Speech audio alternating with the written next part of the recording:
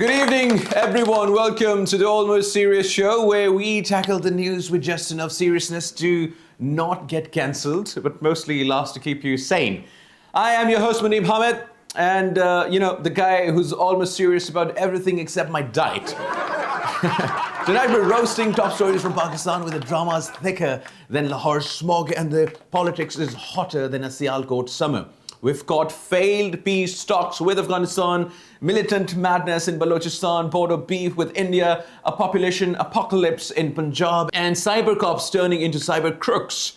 Plus, Defense Minister Khawaja Asif's latest tweet that's spicier than Halim on Eid. This script's clocking in at about 15 minutes, or as long as it takes to negotiate a ceasefire that actually lasts. Let's get almost serious. Ladies and gentlemen, welcome to my show. Thank you. So let's break it down. Pakistan-Afghanistan peace talks. The ceasefire, more like a siyah fire. You know, like a siyah fire. Oh man, the headline everyone's talking about. Peace talks between Pakistan and Afghanistan. Istanbul just belly flopped harder than a wrestler missing the mat. After days of back and forth, Pakistan saying the talks failed to bring about a workable solution, with accusations flying that Kabul kept changing their stance like a bad Tinder date. 58, 62, 11.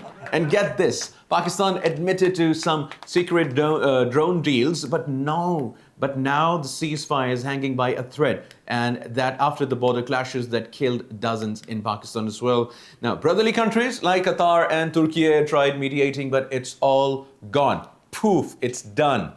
So now the start of the show is Khawaja Asif's latest tweet from today, October 29th, 2025. This man's not mincing words. He's straight up warning the Taliban regime that Pakistan does not need its full arsenal to completely obliterate them and send them back to the caves, like in Tora Bora. He calls Afghanistan a graveyard for its own people and accuses them of pushing conflict to keep their war economy going. If you want to fight, the world will see your threats are just performative circus. He says and ends with, test our resolve at your own peril. Khawaja Asif.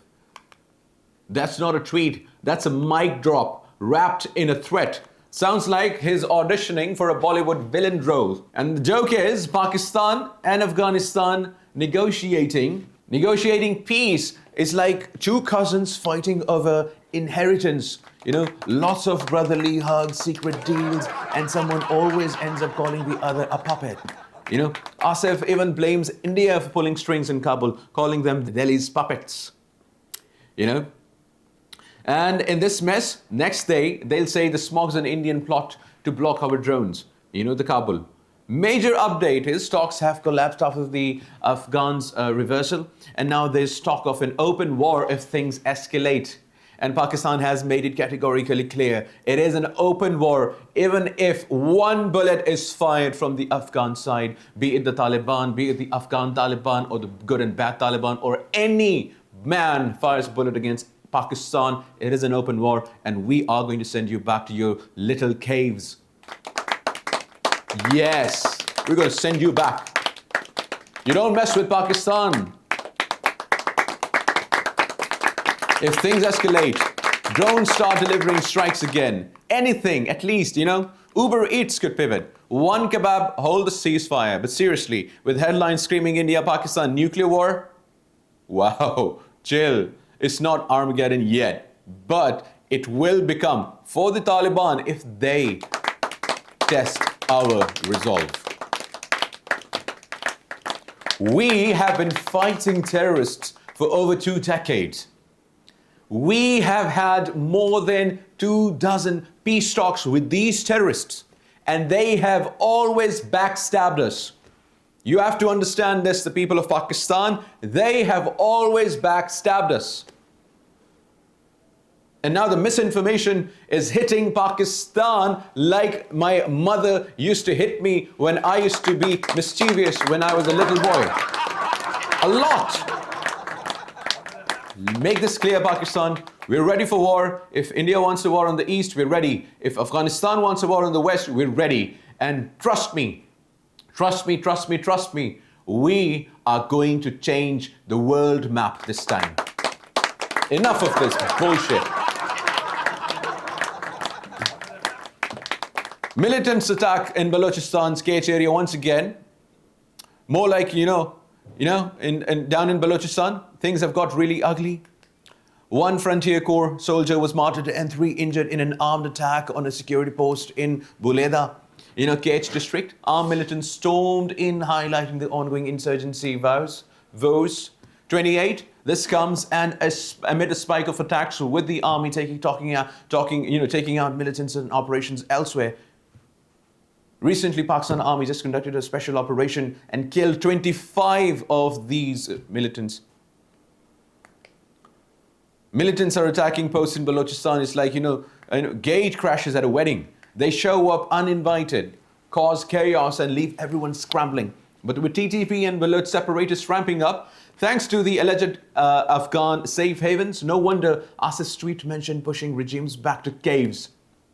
This echoes earlier attacks like the one on a train on March 23rd. But today's hit shows the region's still a powder keg. Hey, militants, if you're bored, try infiltrating bureaucracy. That'll explode with a red tape.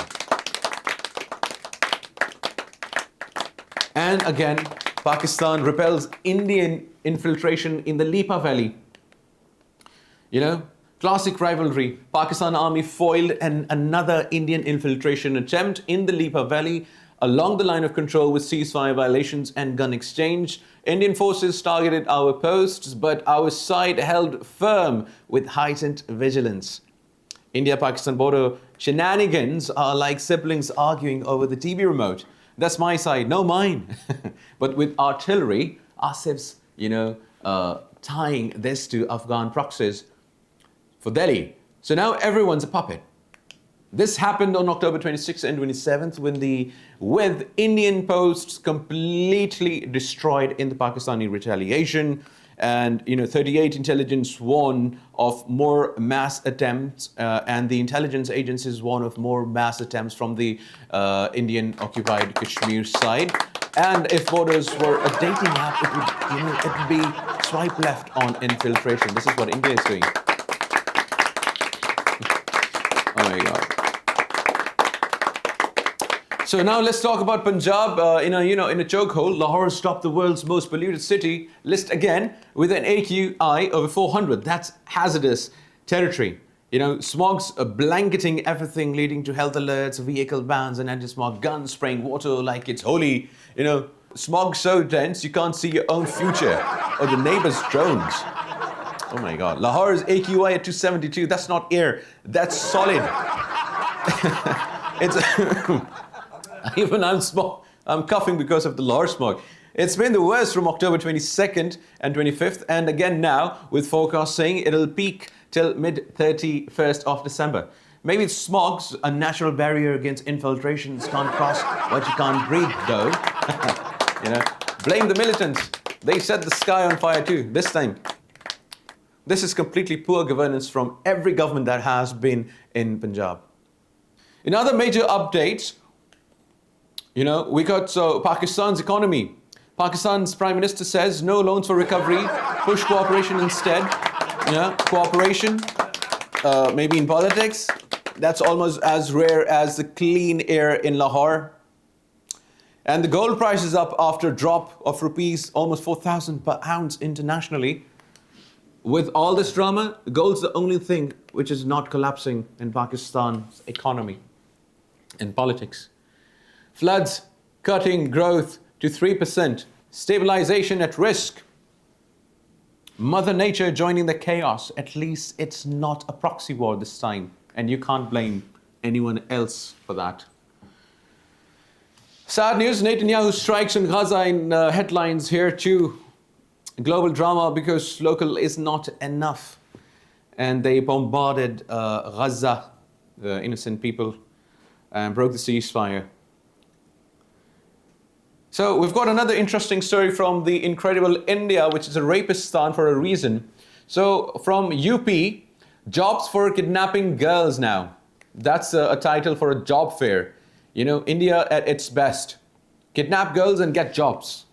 Ladies and gentlemen, you thought politics couldn't get any crazier? Welcome to Uttar Pradesh, India, where a BJP leader is handing out jobs like candy for abducting Muslim girls. Yes, you heard that correctly. Forget degrees, forget experience, just commit a crime and boom, government employment guaranteed. And the police, oh, they're busy doing nothing.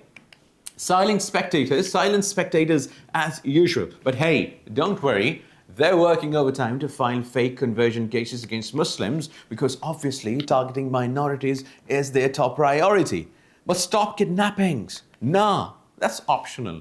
Now the star of the show is Raghavendra Pratap Singh, a former BJP MLA, casually tells Hindu boys, marry as many Muslim girls as you can and I'll give you a job.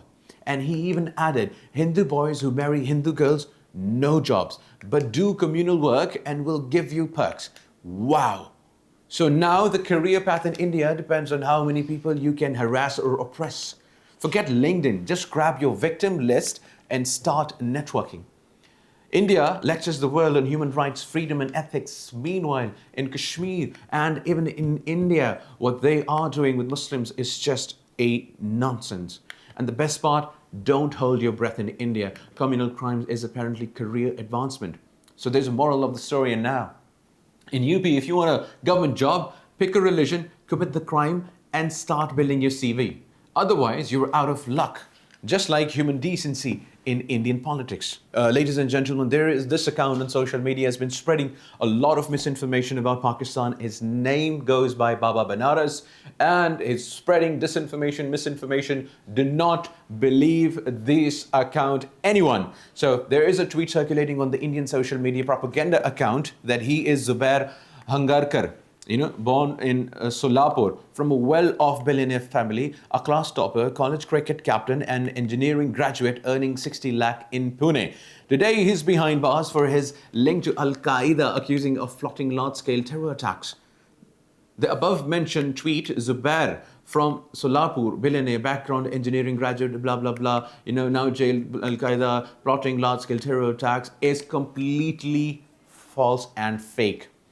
And what these people and what this Baba Banaras is trying to do, it is to ramp up anti-Muslim hate in India, and it is trying to misinform the people of Pakistan, Afghanistan, and India and the South Asian people with misinformation. We should all report this account and we should all fact check this son of a very good mother and a father, Baba Banaras, whoever this guy is, for spreading propaganda. And this is our duty. This is a digital war, and Pakistanis, you need to fight this digital war again with the armed forces hand in hand, because war is coming, ladies and gentlemen, and I can promise you that.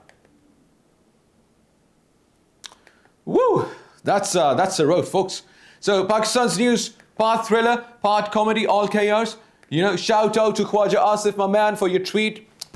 Bro, you got Pakistan. That's a mic drop moment. Your tweet has got more bite and more strength than the entire Kabul empire. Stay almost serious. Breathe easy if you can in Lahore. Through the madness. Good night, ladies and gentlemen. This is the Almost Serious Show. Prepare for war.